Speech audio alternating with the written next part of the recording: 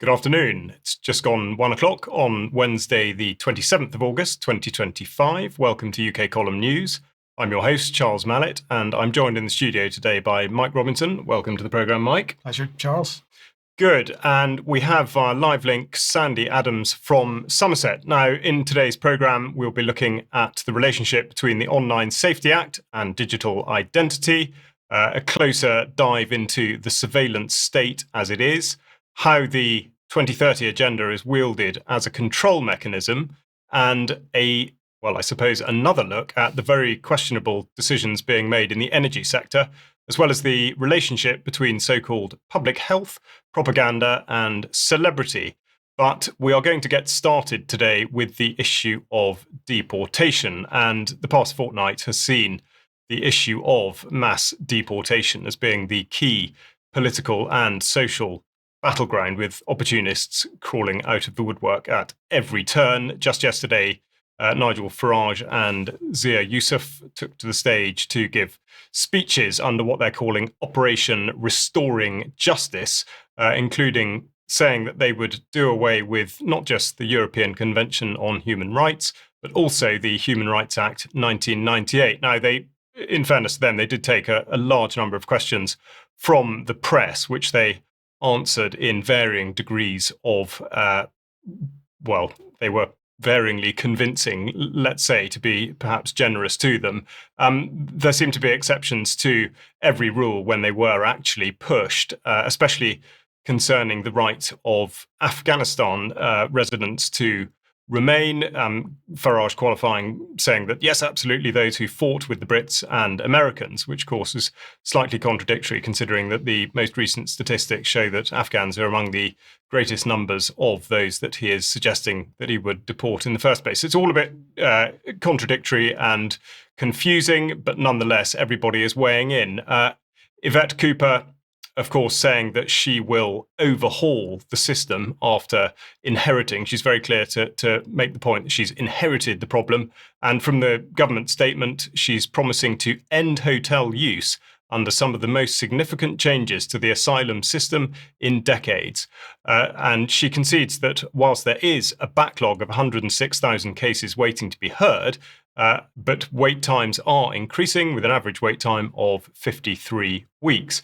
Now, just like Nigel Farage, the government appears to have no real idea of how it's going to actually achieve any of this. It's a point of political expediency at the moment. And just to confirm what I mean by that, we'll just have a quick listen to what Dan Jarvis said to the BBC recently. No commentators on this particular issue think that hotels are the appropriate setting. No, I think you made that point falsely. So what is the appropriate setting? You are a minister from the Home Office. Yeah, so the appropriate setting will be a range of other different sort of sets of arrangements. Can you name different parts of the country. Well, we are working through the options of what they might look like. We've had a year. We've had a year, and during that time, we've returned 35,000 people who didn't have a right to be here, and we've increased asylum decision-making by 116%. Yeah, but you have to do more than one thing. This is a live issue now. We've had somebody on the programme this morning saying the First Council, Broxburn Council, saying they're going to seek legal advice whether they can now do the same. This problem is going to get bigger. It's a headache for your government. Could you at least answer just so specifically, if it's not hotels, as Security Minister, what is it? It won't be hotels because of the commitment that we've made, and therefore it will have to be a range of other more appropriate accommodations. Dan Jarvis there taking the hit for the government.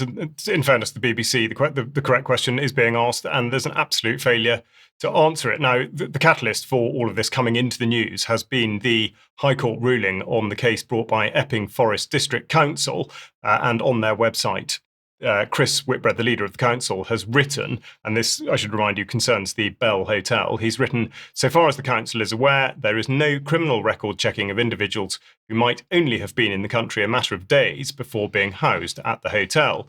The use by the Home Office of the premises for asylum seekers poses a clear risk of further escalating community tensions, already at a high, and the risk of irreparable harm to the local community. Then he says, we're frustrated that the Home Office continues not to listen. And then he explains how planning permission is being brought to bear. He says it is not in use as a hotel and it doesn't function as a hotel. As I say, this is the Bell Hotel. The establishment of a centre to accommodate asylum seekers is not appropriate in planning terms. Now, asylum seekers have been at the Bell Hotel since early April this year, but the council has only just been moved to act by the protest. So it would appear that direct action can yield results. But there is nuance in how they're interpreted. Now, Mr. Justice Eyre, in summing up at the High Court, makes a few important things clear. He takes heed of the planning issue, but completely dismisses all other concerns. And this is why it is this precedent which should be considered, especially since so many other councils are proposing similar action. Now, Eyre said the questions to be answered are whether there has been a change in the use of the bell, and if there has, whether that change is material in planning terms. He then goes on to say that the claimant has submitted that there was a risk of irredeemable harm, that prolonged continuation of the use of the bell could result in community tensions, which would not heal. That amounted essentially to speculation, and I take no account of it. And then he said, the defendant contends that the current application has been triggered by unlawful activity to which no weight should be attached, and by unjustified speculation. I have explained above the limited weight to be given to the fear of crime and to the consequences of the reactions, both lawful and unlawful, to the use of the bell. So, whilst this may be hailed as a victory, as I say, for direct action, it's very much qualified by the manner in which the legal system has actually addressed it. And in fact, the specific concerns raised have very much not been addressed. More than that, in listening to what Eyre said, they've actually been substantively dismissed, which shows both a government and a judiciary which refuses to respond to the issue at hand. Now, whilst there is no doubt that community action has prompted the council to act, though one may ask what was right about the planning situation back in April, since when they've failed to do anything. Now, as the Jarvis interview demonstrates, it further begs the question of what now? And, of course, is there the potential for even less suitable accommodation being found for young men who are already here? So the public imagination in relation to this has been captured, and as you may be aware, in what appears to be an organic campaign to fly the flags of St George and of the Union all over the place. And this is well underway, well supported. But I would say that we would do well to consider how the use of flags has been weaponised in recent years. And here are just some of those which have split communities right down the middle. And if you're only listening, I've shown the NHS rainbow, Black Lives Matter, Pride Progress, and the Palestinian flag, of course, before the Union flag and the Cross of St George. Now, though described as an initiative of national fervour and patriotism, there is huge potential for divisive action and serious manipulation of the emotions of the population. And as this video shows, running silently in the background, the aggressive removal of Palestinian flags in order that they be seen to be replaced with British ones. So the very public order issue that Nigel Farage has been speaking about could absolutely be triggered by the conflation of a sense of national pride with apparent anger at communities which are perceived to be not British. Now, also, just as was the case in the wake of Southport, this will pit people against the police rather than against those manipulating the system in the first place. And here's an example of exactly that taking effect. Hey, they're throwing digs. Hey, it's going up, that flag is going to the top of that lamppost. Okay, now. Hey! Go on! Go on! He's getting up it. He's going. He's got up. Yeah! Yeah! Go on, Belly! Fucking one of the Salford boys. Go on, Belly! Yeah! My apologies, I think there was a certain amount of colourful language in the background there. But it just illustrates that this is already a situation of aggro with the police. And here we have Robert Jenrick committing criminal damage, of course, as he perhaps unwittingly stokes racial tensions, here hanging the Union flag on a lamppost. Now, whilst he might be considered at best naive, there's no doubt that others know exactly what they're doing. And the reason I describe it in this way is that the flag campaign is called Operation Raise the Colours and has been started, or at least claimed to be, by this man, Andy Saxon. As you see in the top left, he's supported by Urban Scoop, a pro-Israel and very much anti-Islam film production company. And they're here promoting a campaign to save Tommy Robinson, of course, with Rebel News, a known Zionist-affiliated organisation. So some of the response to this campaign has been alive to the dangers of the manipulation and the unfortunate likelihood of this demonising, in particular, anyone perceived as Muslim or Asian. This tweet there saying, this is raise the colours in practice. It's not pride, not heritage. It's intimidation, racism and hatred dressed up as patriotism. And this video, in effect, proves the point that this person is trying to make. It's for the country, you know? Yeah, for your future. For your future, sweetheart. All these ragged Palestine, look behind you. Look at it. Yes, sir, look at it. Before ever. Hey, we're ragged there, boy.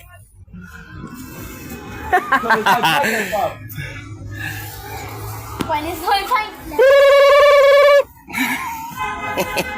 Get up. England!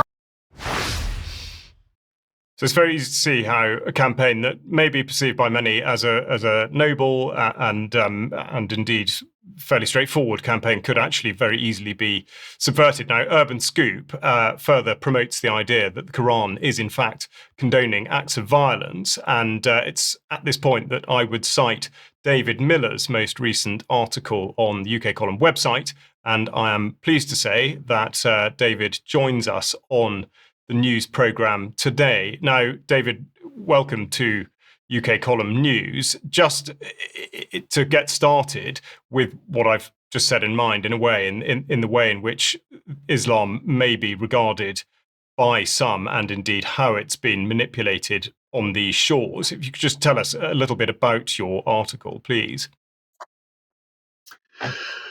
Well, I mean, the article is an in-depth investigation based on leaked internal government documents, which tries to look at the way in which the British government, in particular the Home Office and its Homeland Security Group, which is an intelligence agency within the Home Office, has engaged in effectively astroturfing a whole number of different Muslim groups as part of their effort to effectively domesticate Islam, and especially to respond to the threat which they perceived as coming from Islam after the success or the size of the anti-Iraq war demonstrations in 2002 and 3 and 4.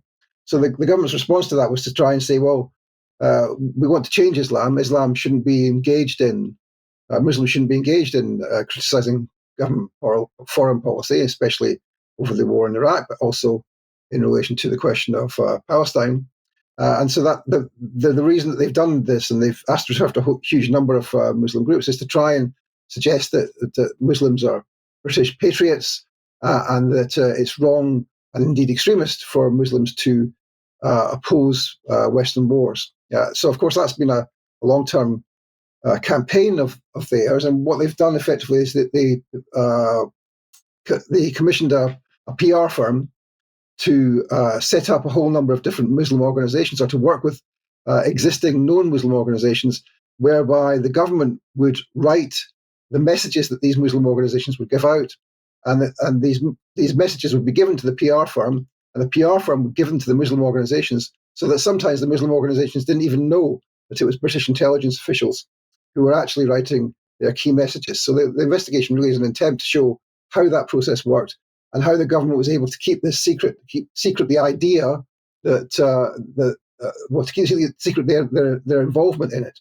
And so, of course, what they did there was they wrote a whole series of contracts with the PR firm, which in very great detail showed that how the operation worked, such that they would be create this new office, which was called the Hub, and Muslim organizations would be brought into the Hub as if it was a pro bono, free community relations organization. Actually, it was run directly by this PR firm, And secretly in the hub, this office, there would be PR firm staff, and secretly there were also 2 British intelligence officers sitting in the back room, making sure that they checked and cleared every message which went out. So this is a quite elaborate attempt to manipulate the Muslim community and actually to also manipulate non-Muslims in this country into effectively not supporting the anti-war movement and the movement for Palestinian rights. That's the purpose of it.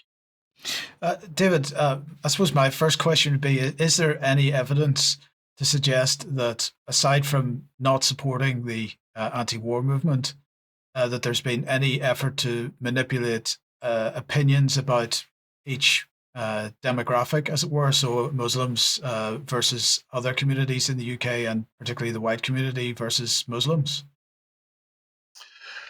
Well, the idea is to try and destroy the possibility of white people and non-white people coming together to oppose UK foreign policy. And the reason that they wanted to do that was, of course, they saw that there was a unity in 2002, 3 and 4 between aspects of the conscious Muslim community and the left and the anti-war movement, and that frightened elements of British intelligence. So this whole effort has been to try and split that asunder and to make it clear that Muslims should, first of all, Muslims shouldn't support the anti-war movement. They shouldn't oppose Western wars. They should be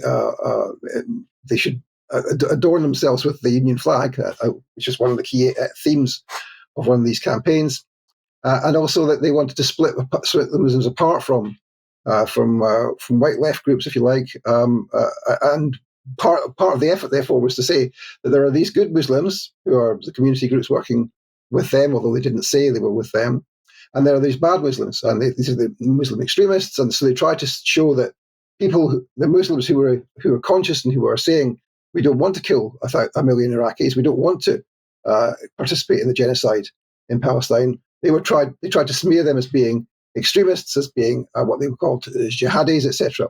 Now, of course, this is at the same time, exactly the same time as actually the British government was supporting Al-Qaeda and similar groups in Syria. And we've seen, of course, the effects of that in the coming to power of the Gilani government in Syria in recent months. So there's a deep malaise inside the intelligence services, such that they are both, on the one hand, supporting people they call extremists, on the other hand, smearing honest Muslims who oppose Western government policy as being extremists, and thirdly, trying to wrap some elements of the Muslim community in the Union flag. And I think that's a profoundly mistaken approach. And David, when we look at the types of organizations that you talk about in your article, we've obviously got the Research Information Communications Unit. We've got reference to the old Information Research Department within the Foreign Office, which of course we know has been succeeded by the Counter Disinformation and Media Development Program in the Foreign Office. And then later on in the article, you are talking about Breakthrough Media Network, now known as the Zinc Network Limited. And so we've got parallels here between what's going on with the manipulation of the Islamic narrative, but also the manipulation of the Russian narrative, and so it's pretty cynical in both cases. Well, yes, I mean the stuff that you're talking about, the Counter Disinformation Unit, of course, is run by MI6 and by a guy called Andy. Price. Sorry, his name's Andy Price. Yeah. And of course, he was involved in running the Integrity Initiative, which you've covered on your show before, which of course was an anti-Russian thing, part of the whole Russiagate farrago of nonsense, which was created and which has now actually been exposed by the Trump administration just in the last few days by Tulsi Gabbard.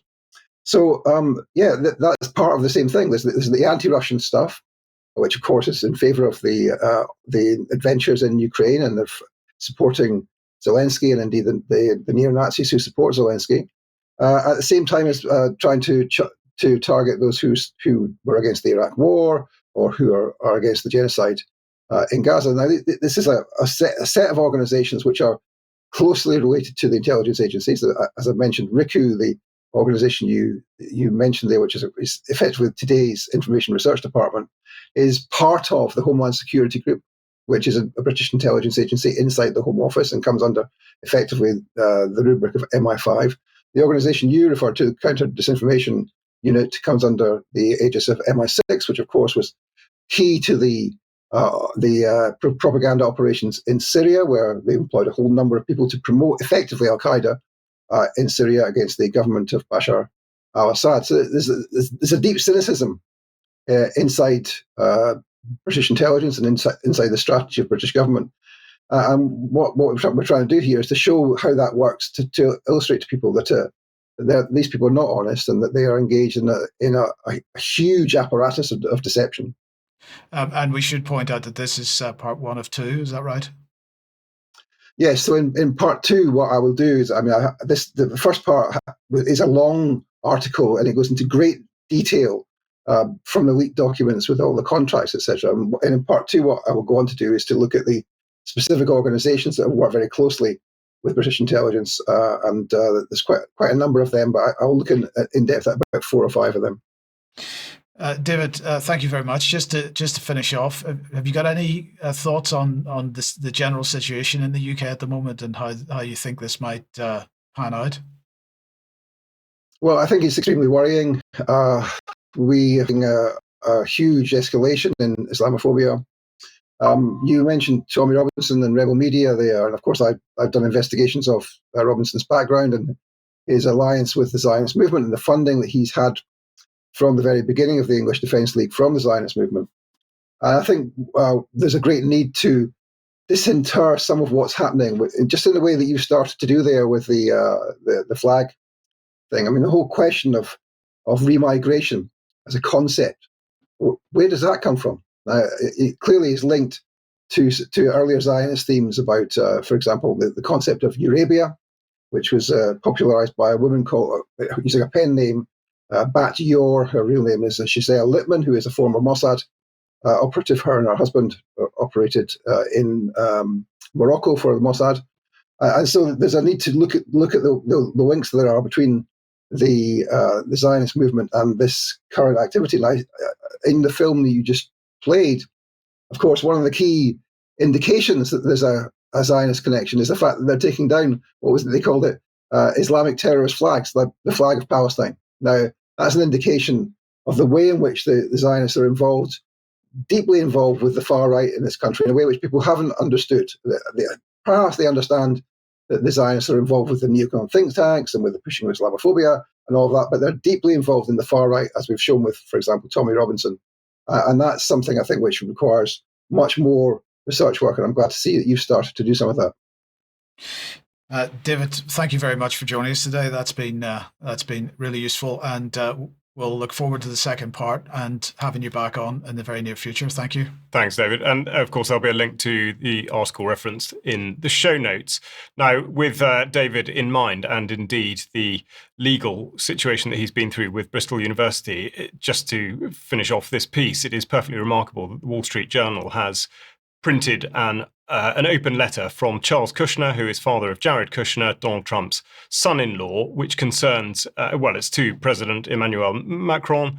And this is particularly to suggest that France has reached a tipping point in terms of anti-Semitism. And it actually concerns the phrase, in today's world, anti-Zionism is anti-Semitism, plain and simple. So this is the United States ambassador to France, who's been in the chair but a month, telling France how it is. So one wonders whether there is to be some sort of a split, at least cosmetically, between the United States and European countries, but we won't hold our breath necessarily. And I would just finish off this report by reminding you that ultimately the goal of the migration, or indeed anti-migration narrative, is digital identity. And this is where the Labour Together Brit card idea will come into its own, which leads us on to Mike taking us into the next report. As I say, the Brit card here saying that it's concerning people without permission to live here, and there should be a mandatory universal national identity credential. So there we have it. Okay, let's just have a look then, changing topics slightly, on the censorship narrative, because the legacy media continues to shill for censorship and digital ID. And this Sky article then is typical. Digital ID is great, they say, because pornography viewing has plummeted in the UK. And we talked a little bit about this last week as well, but the narrative continues, the headlines continue. Sky attempts to laud the success of the Online Safety Act's age verification rollout by speaking to some teenagers at the youth club in Warrington, who seem to be suggesting they feel much cleaner since the new regime was put in place. And to quote Ryan, who's 17, we're told, he said that the internet was a very, very malicious place and described frequently seeing inappropriate content just 1 month on. He says this algorithm now seems to be tamed, although he still describes the internet as malicious. And they publish this graph to show what has happened. And although they do pay lip service to VPN use, there's no analysis of whether or not there's any real decline in pornography use in the UK, or whether it's just masked by VPN use, which it is, of course. Now, here is Proton VPN, and they've published one graph here which shows exactly what's going on. And other VPN providers are reporting similar increases, and these increases have continued since July. So clearly, the VPN use is masking activity as people recognize what the government has actually done here, and they're wanting to therefore hide what they're doing on the internet. The fact that the investigatory powers legislation requires internet service providers to maintain metadata and records of every website that we visit seems to have passed most people by over the last few years, and it's taken this piece of legislation to get the point across. And I'm going to be talking a bit more about that in extra.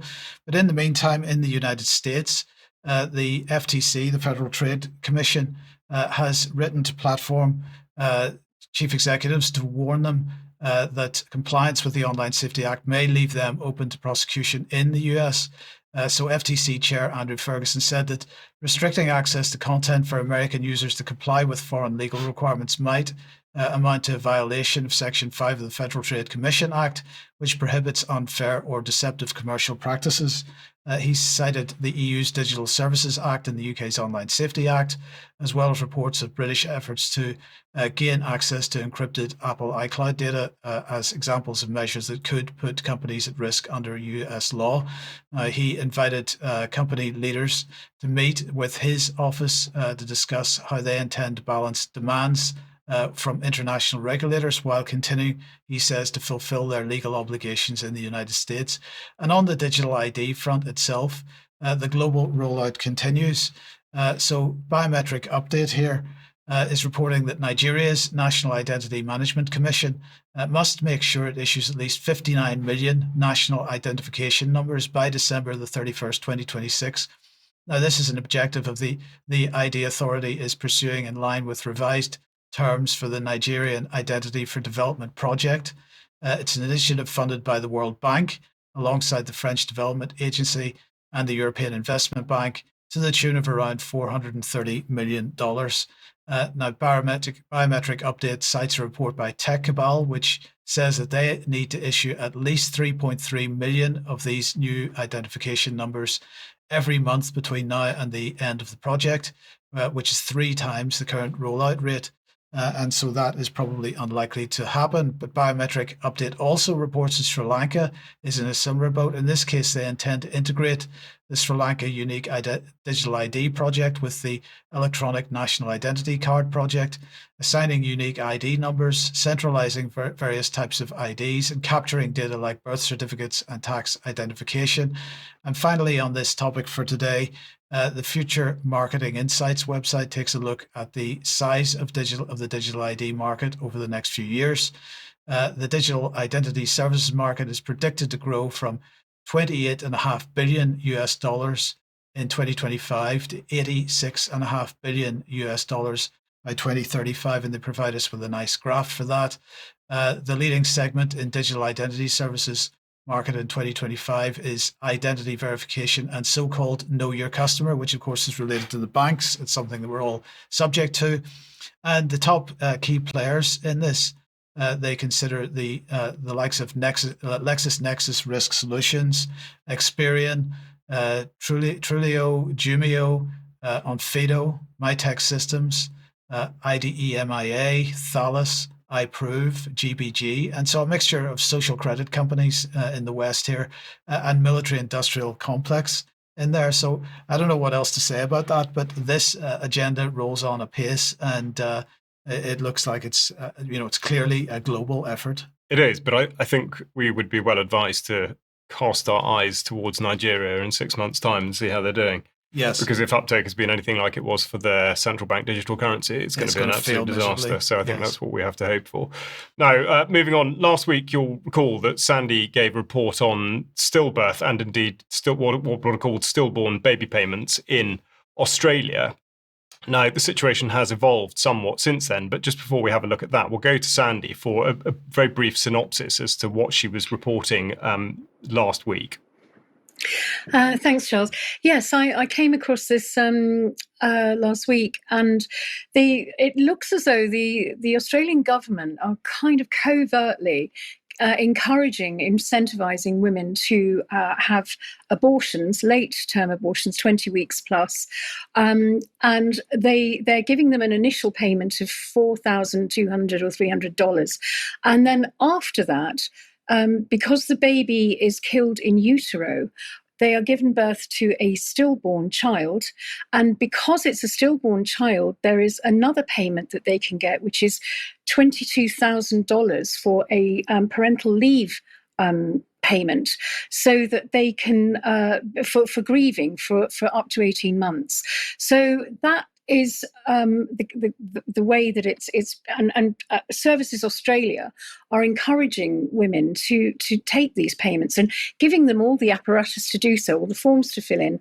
And what's happened really is that midwives and doctors and nurses are getting very, very stressed because they have to, because the paperwork is crucial. It is literally saying, yes, you have got a stillborn child, you're entitled to this, even though they have willingly aborted their child. So it's down to the paperwork, basically, is if the paperwork is there and it's been signed off by the medical profession, who are having to do that, otherwise they lose their jobs, and they're traumatized by it, then the payments go through.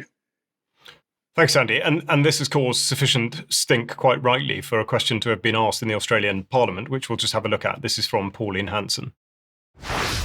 Why is it made to women who deliberately abort a baby?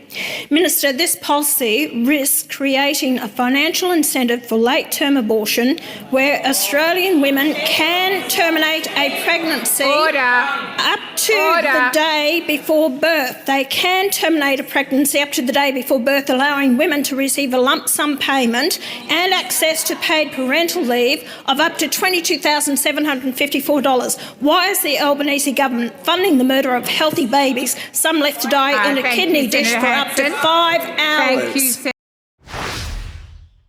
So that was the question, and the minister who had the unenviable task of responding said this. Well, the answer to that question is the same as to my earlier question.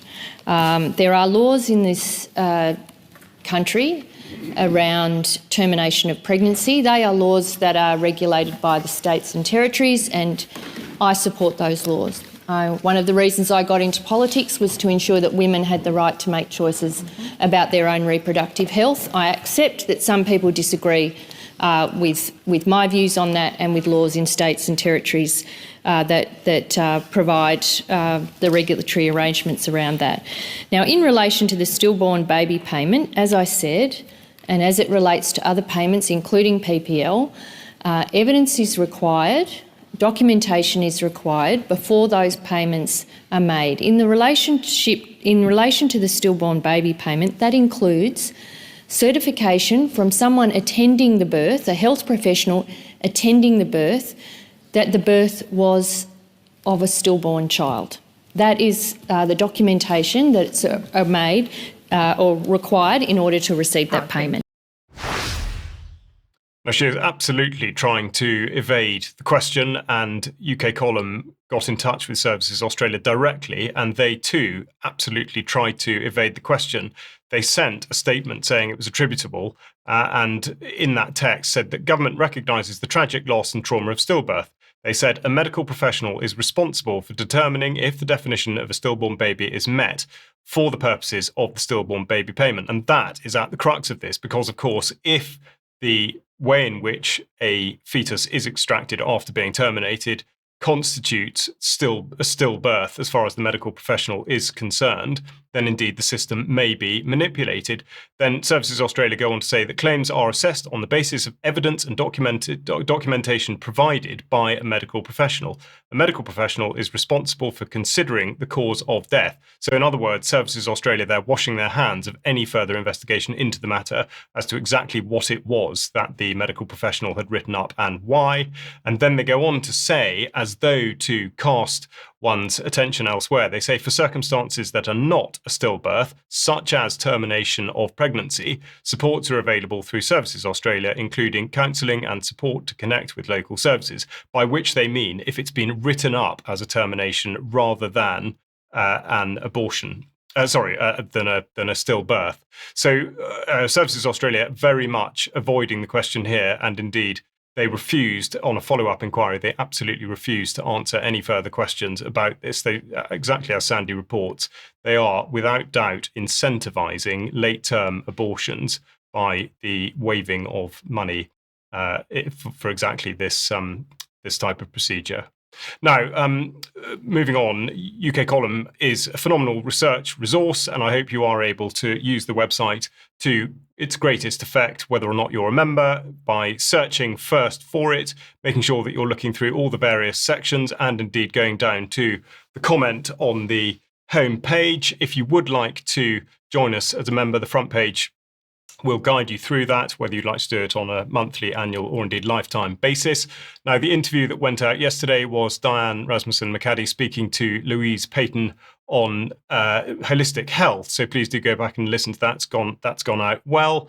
And just up now is an article by Jobst Landgrube, which is on evil, power, and artificial intelligence. You may have read Jobst's articles to date on AI, and indeed this is very, very incisive, but of course makes that distinction between what is or is not possible in relation to the human programming side of it. And then we've got coming up tonight, Germ talking to Carl Czar on Trump making India great again this time. And then going out tomorrow at 1 o'clock in the afternoon, I am speaking to Alex Thompson on a question of faith, and in particular, why did the Church of England go wrong? We only had 60 minutes, but we covered a fair amount of ground. So I really would encourage you to listen to that.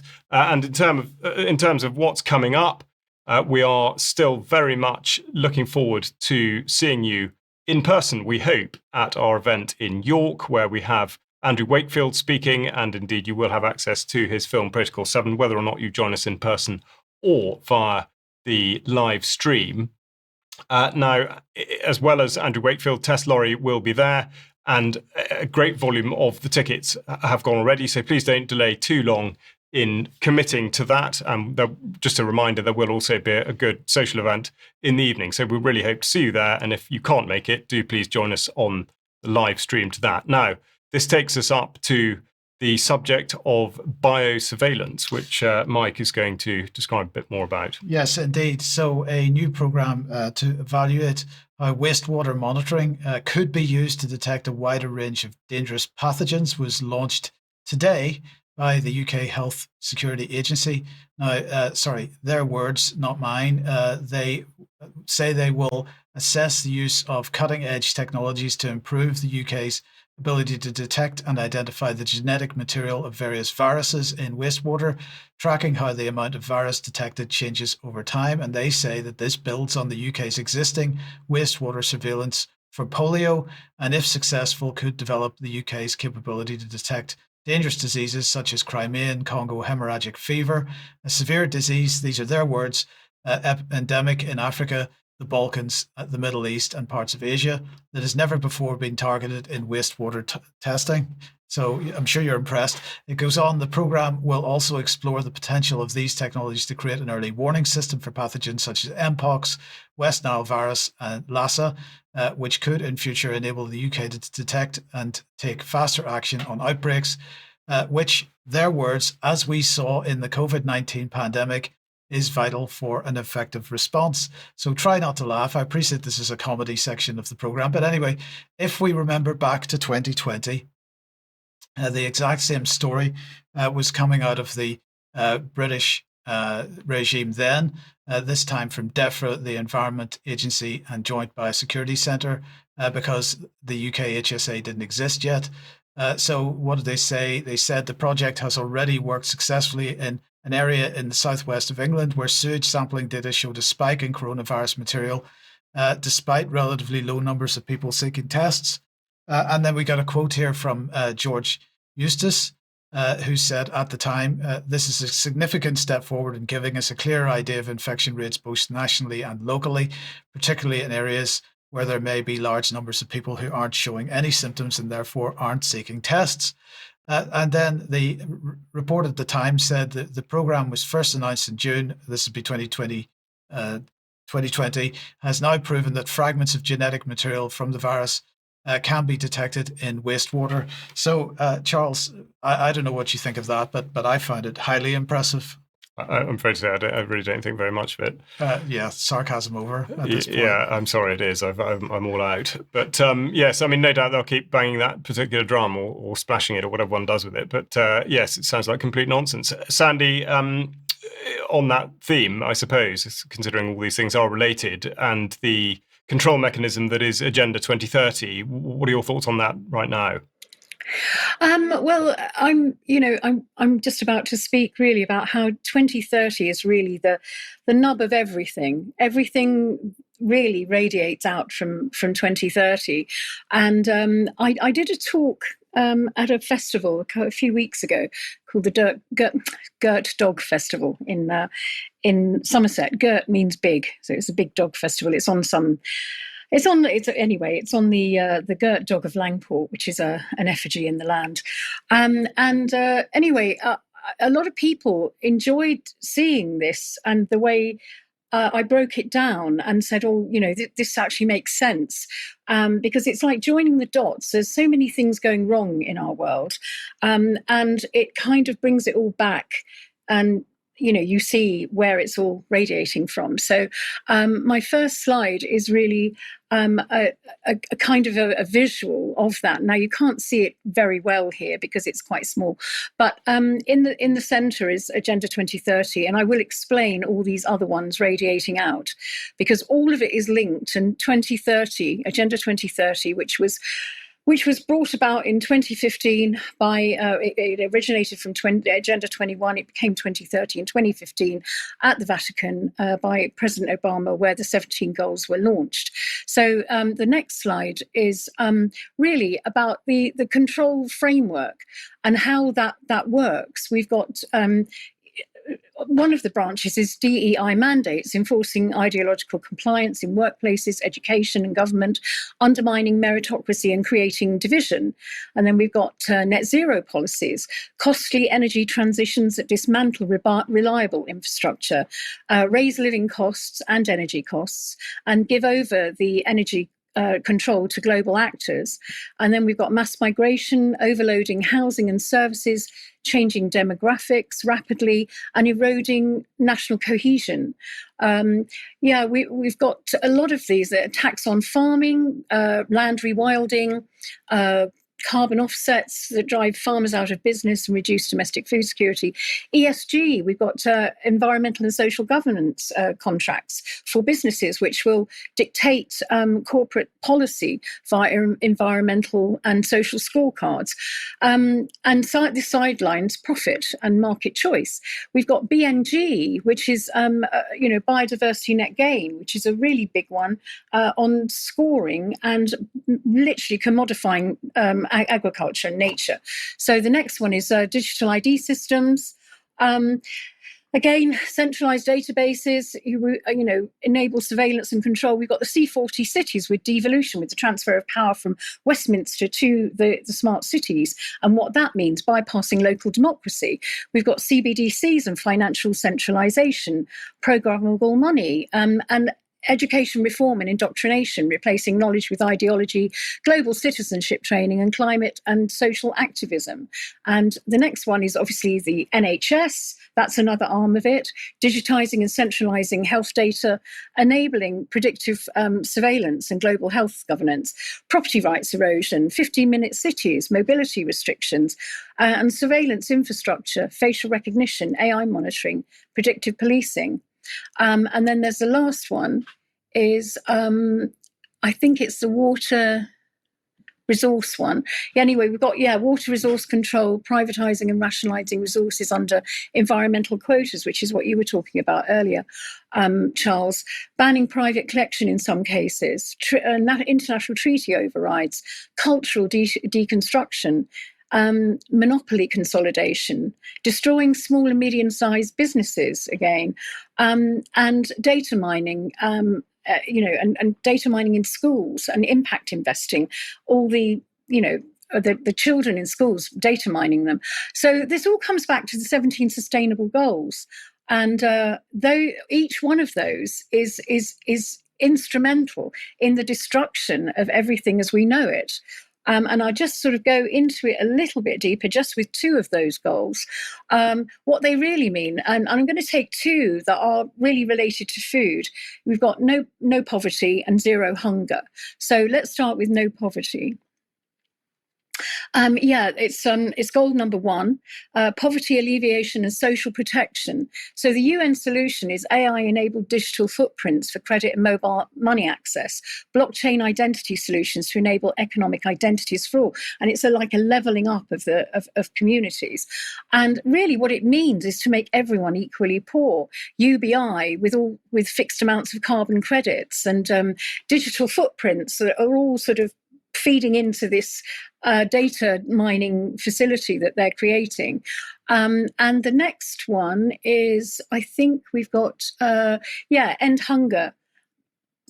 UN access to food, improved nutrition and food production, low-cost GMO mass-produced food production by Monsanto, which is now Bayer, synthetic food proteins, insect proteins, no meat, AI sensors and blockchain to eliminate waste, loss in food value, everything that we really have. But the real meaning of that is to push everything into fake meat, in mass food production, and all that kind of stuff that we know is happening. But this is where it puts it all into one place. These are the two goals that cover that. And that's really, I just wanted to put it all in one place. Agenda 2030 is really the nub of everything that is happening to us right now. It absolutely is, and I think to the UK column audience that's extremely clear, but it is extraordinary the degree to which perhaps the majority of people are still not alive to this. So of course this is very much a message that we do need to continue to put out there. Now, with those two last points in mind, in terms of apparently ending poverty and apparently ending hunger, although of course not, energy is very relevant to this because increasingly it takes up ground that could otherwise produce food. But what is the latest? Well, the latest is that today the energy regulator Ofgem has announced a 2% rise of the energy price cap for the period covering October to December 2025. Now, this is more than expected, and it means that a household using a typical amount of energy will pay £1,755 a year, which is £35 more than the current cost cap. But if we look how the energy price cap has changed over time, we can see that energy prices have been pretty much normalized, or high energy prices, have been pretty much normalized since the so-called pandemic. And although the so-called energy price guarantee made it seem like government stepped in to protect people from the excesses of the wholesale energy markets, in reality, they did no such thing, because while we didn't end up paying directly in our bills, the energy companies still got paid, and every taxpayer footed the bill.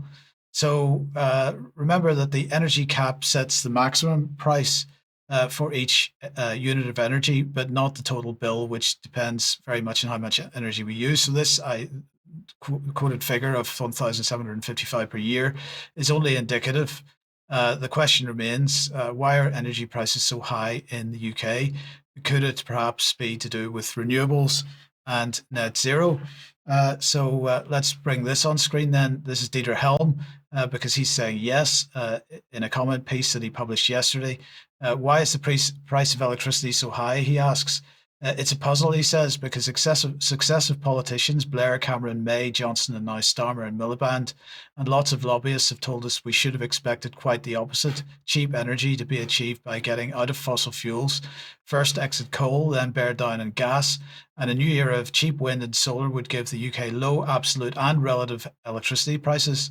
And he concludes by saying, quotes, it's hard to conclude other than the Secretary of State is deluded when he champions the 2030 net zero target as a route to lower costs of energy through ever cheaper renewables. It's time to be honest about the costs of the net zero target. Now, Charles, I don't know what your thoughts are, but I would say deluded is not the word I would use. Willfully lying is much more likely, I think. Absolutely, and this is borne out, in fact, in that there are demands both within and without the sector for further subsidisation of this very form of energy in order that the price is artificially reduced in order to create the impression that exactly this is happening, that it is becoming cheaper to use and cheaper than the more reliable traditional alternative. So yes, absolutely. I think you're totally right. And the other point I would make is actually in terms of the cost, the other side of it, of course, is industry. And this is something that's come up or flared up a few times this year, specifically with regard to steel, where the government, again, is making out as though it's trying to preserve the steel industry in the United Kingdom. And this is not exclusive to steel, of course, but industry in general is absolutely penalised on the enormous costs of energy that it is having to pay directly as a result of what you're talking about. Right. Now, we'll go directly to a specific example now, because, Sandi, you have news for us on a development in Somerset. Yes, this came to me. I read a magazine called The Leveller, which is a Somerset magazine, and this isn't an isolated thing. I mean, unfortunately, this is happening all over our country. An 80-acre solar farm is planned to be put up near Somerton, and it says here it will apparently provide 40 years of power. And they said after 40 years, the site will be decommissioned and returned to its current state and arable use. Now, interestingly, I mean, that's the extent of it, the map there. It's huge. I mean, it's 80 acres. And this is happening all over our country. And it's taking the land out of food production for 30 to 40 years. And a lot of it, I mean, we're talking thousands and thousands of acres. And we're talking livestock here. Most of the land that these solar farms, they call them farms, which is funny because they're not farms at all, they're anti-farms. And they're being taken out, food production is being taken out. Now, I looked at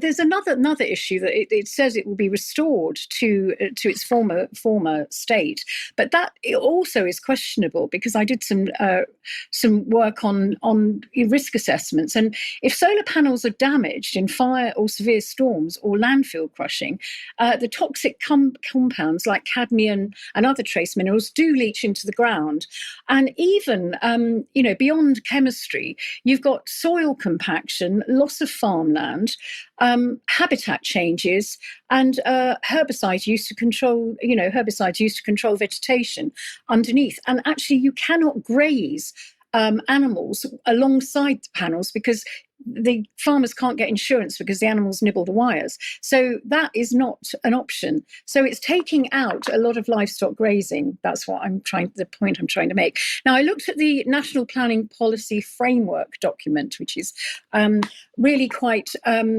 comprehensive. And what I realised is if you actually put a search into that and you look at the word food does not come up into it. Food production is simply not there. And there's four, but they're talking about all sorts of food takeaways and food outlets. there's no food security mentioned in this document. So it's quite interesting that food security is not in the equation. It's all about, they talk about environmentalism. It's not even environmentalism, it's anti-environmentalism, because it destroys landscapes. So interesting, interesting stuff there. Now, the next slide, please, is all about, the infrastructure, this is the 13 protective security infrastructures that we have in this country, and food is one of them. And so this needs to be protected. We've got energy, water, food, transport, health, emergency services, government, defence, finance, telecommunications, space, civil nuclear, and chemicals. So food is to be protected, but in no way is it in any of these documents from the government. We've got the UK Food Security Report, but if you open that up, there's nothing really much about food security for the it's global food production they're talking about most of the time. It's all about global. It's not about the UK food security. So I did look at things like meat production. They did have a little bit on that, which was interesting because beef production is the top one, and that went down very slightly because of obviously various animal health food scares, and health scares like BSE and foot and mouth and all those things. And then you've got two other diagrams there, which is I think that's chicken and pork, which went down because of the same thing, and also decarbonisation of meat processing plants.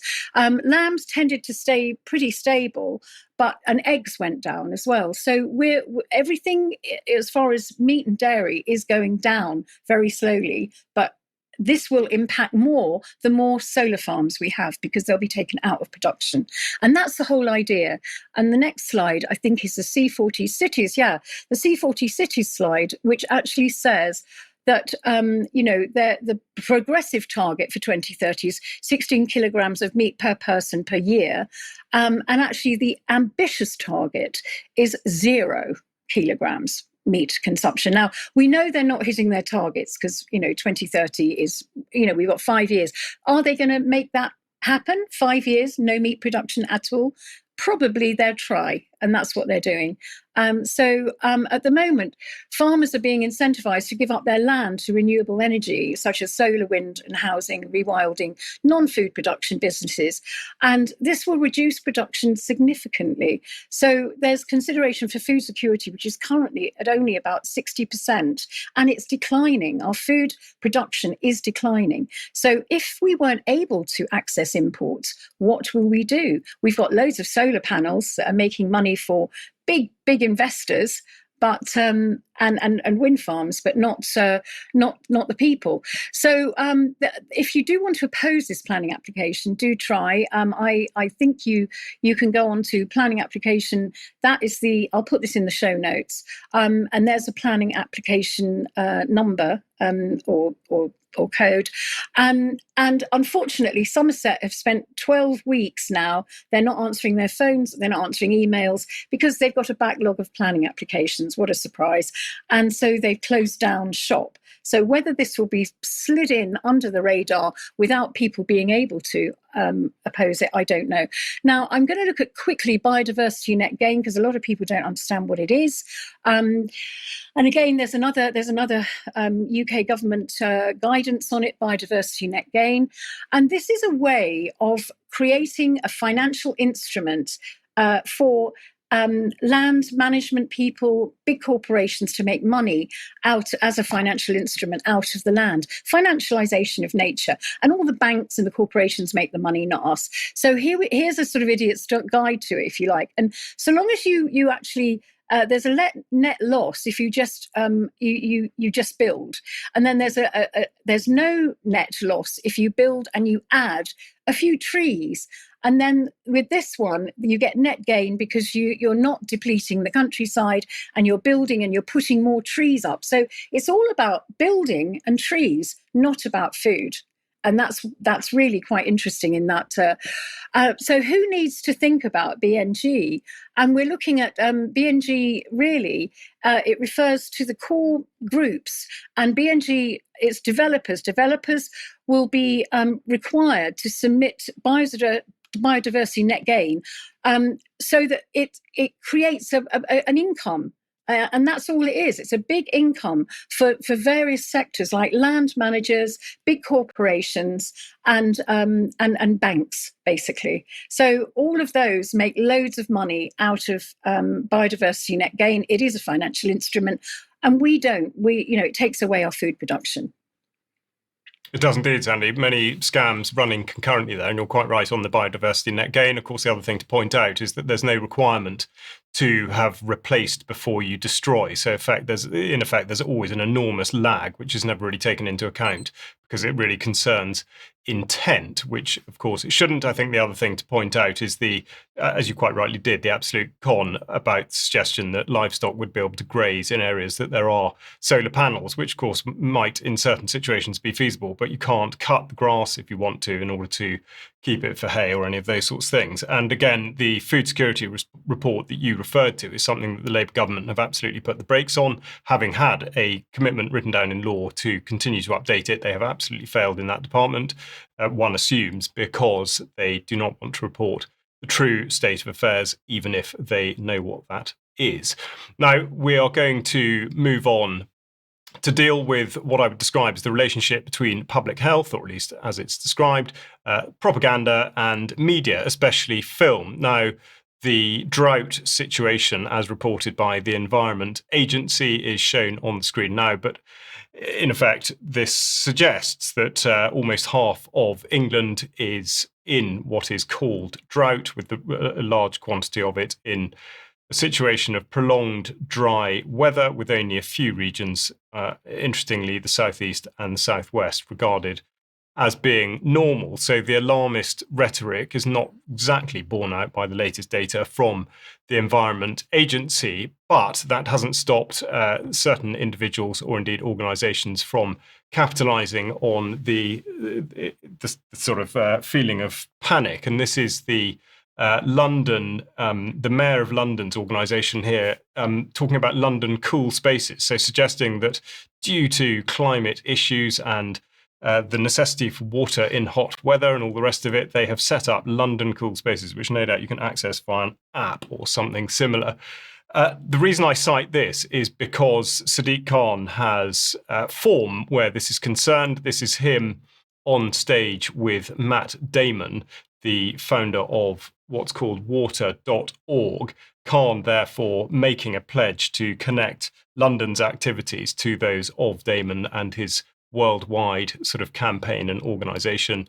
The front page of the website here described as advancing the global conversation. Of course, that means that among the global partners are, of course, UN Water, WaterAid, the World Economic Forum, and a number of other usual suspects. Now, the reason I cite Damon in particular and water.org is because he too has form where propaganda is concerned, and indeed, especially the leveraging of celebrity. So we're going to look back to 2011 now, and an interview with Matt Damon after he had released the film Contagion.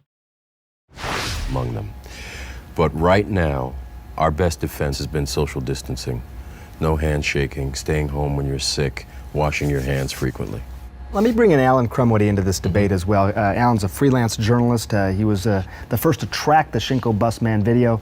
Alan, today on Twitter, you wrote that the truth about this virus is being kept from the world by the CDC, by the World Health Organization, to allow friends of the current administration to benefit from it, both financially and physically.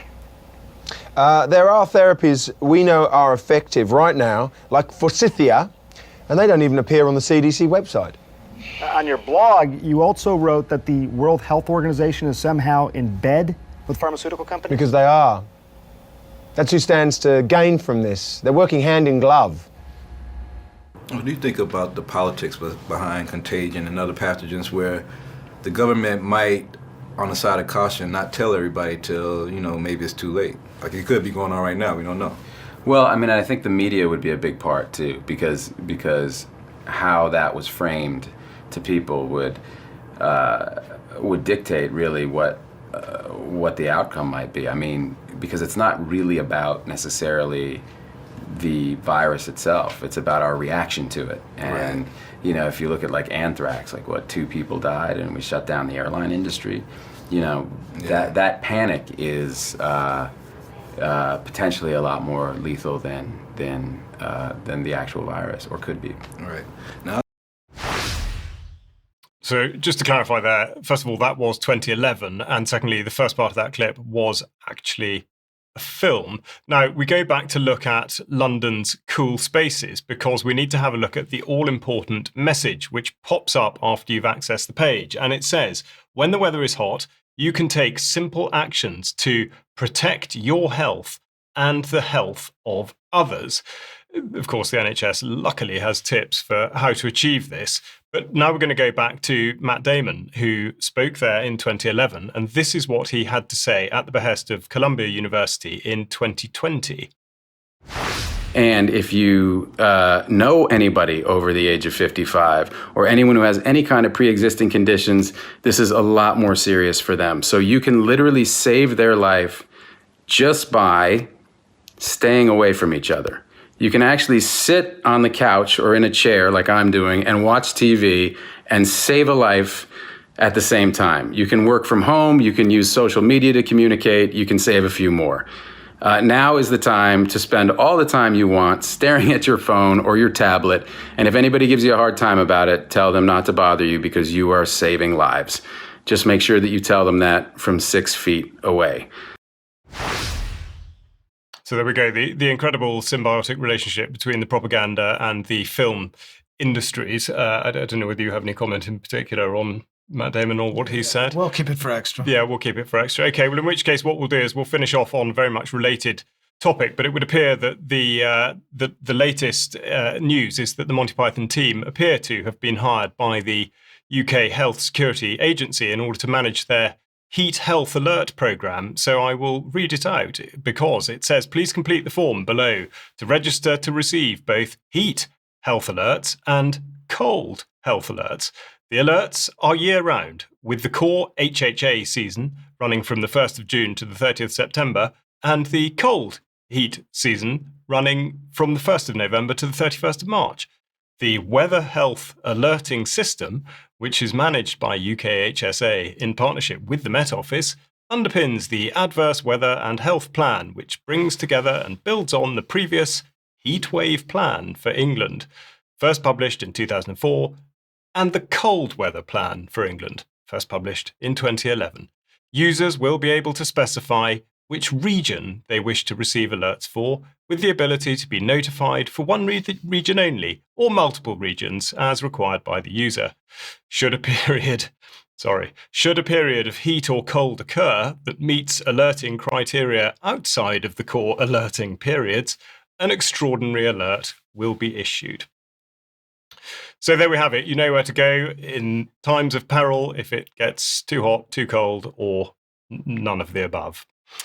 Now, don't forget, Germ and Cars are going out this evening. I'll be speaking to Alex Thompson at 1 o'clock tomorrow. If you are a member, please stay on for extra. And if you're not a member, please consider joining us. Otherwise, we will look forward to seeing you at 1 o'clock on Friday. And many thanks to Mike and Sandi, and indeed Professor David Miller, for joining me on the programme. Goodbye. Bye-bye.